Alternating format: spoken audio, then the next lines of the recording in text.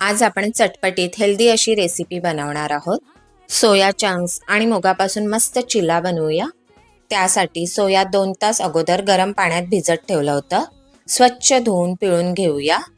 1 cup मूग, मिरची, आलं, रवा, तांदळाचं पीठ, अर्धा कप दही, चवीनुसार मीठ घालून बारीक वाटून घेऊया.